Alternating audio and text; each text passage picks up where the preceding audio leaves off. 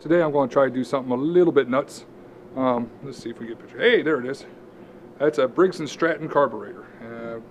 No idea what it's off of exactly. Probably 12.5 vertical.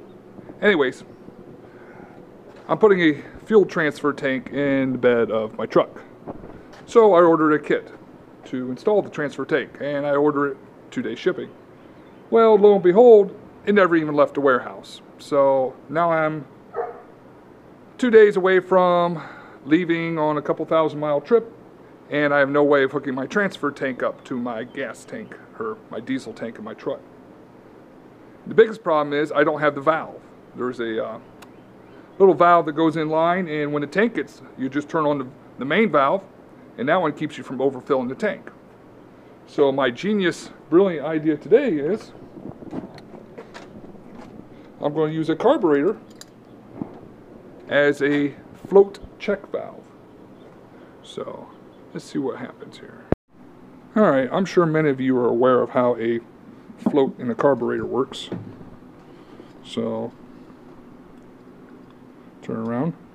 Inside there's a little piston valve thingy, and this is your float. So when the carburetor gets full, it pushes that in there and shuts the fuel off. So what we're going to do, we're going to put top back on it. Then we're going to find the piece I'm missing, which is way over here.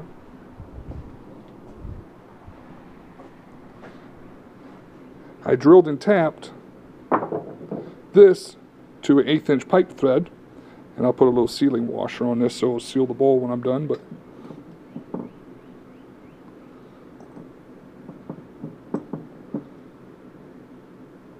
so anyways, obviously that'll be all snugged up when I'm done. So the diesel from the tank is going to be gravity fed into this top fitting. I don't have a bottom fitting anymore. Anyways, and let's put this back together.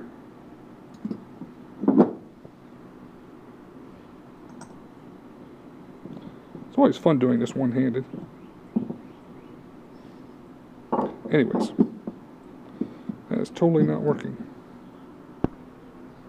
Well, let's try this again. I had to go open up, hold the hole up a little bit. I wasn't quite fitting. Anyways, so the fuel's going to be gravity fed into the fitting coming out of the side, out of the tank that will be mounted there. And then it'll go out the bottom and into the tank. So you put this down near the top of the tank. So when the fuel fills up the tank, it'll back up to that bottom line into the bowl, and it'll shut the fuel off on the inlet. So that this little gizmo will now keep my diesel fuel tank full as long as I have the valve open and I have fuel in my transfer tank. So I thought that was a really interesting use of a carburetor. So we'll take some more video here once I get it all installed and up and working. I don't know if you can see it, but you probably can't, but way down in there, that's actually a standard bolt thread that holds the jet in. So I pulled the jet out and I threaded a set screw down in there nice and snug, so that'll keep anything from going up and down the tube and block that section off. So it'll be strictly a floating check valve or a float, or whatever you want to call it.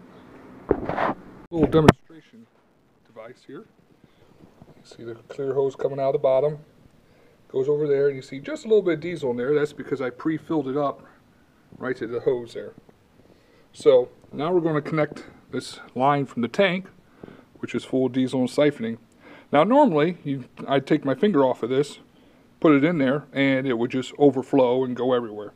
But if everything works out right, it'll only go up as high as the float level. So when I put this on the truck, I can mount that slightly above the fuel tank, and run it into the filler neck, and it should always keep the fuel tank full. So see if I connect this up without making too much of a mess. I'm making a big mess.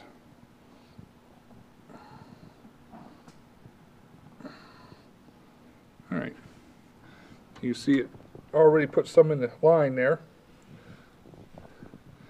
Alright, I'm I'm going to pause this for a second. Alright, I had to modify it just a little bit here. Anyways, I just went ahead and pulled this line out that comes off the bottom.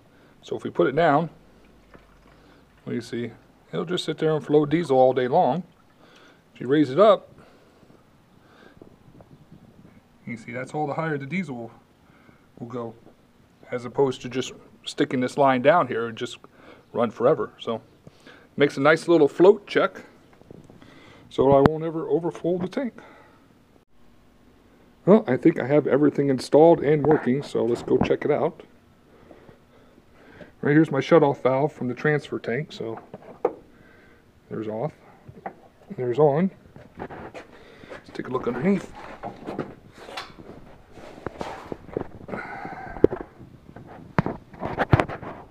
Yeah. There's the valve. I used vinyl hose so I can see the fuel flowing. Got me a nice large filter on it. Hose is going back.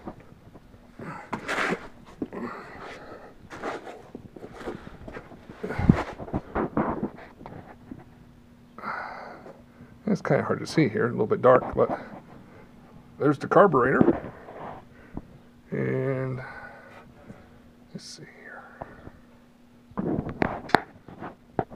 Anyways, there's the carburetor. There's the bottom line coming off and goes into the filler neck. There's the line from the valve going into the top of the carburetor. So I don't see any leaks. I just went to town, filled up both tanks. So if we take something to check the fuel, and town's about 10 miles away, so normally that would burn up a good gallon. And as you can see, the hose is full, so it's definitely transferring fuel from there into the tank. So I'm going to let it sit, make sure it doesn't overfill, and I should have an automatic filling system.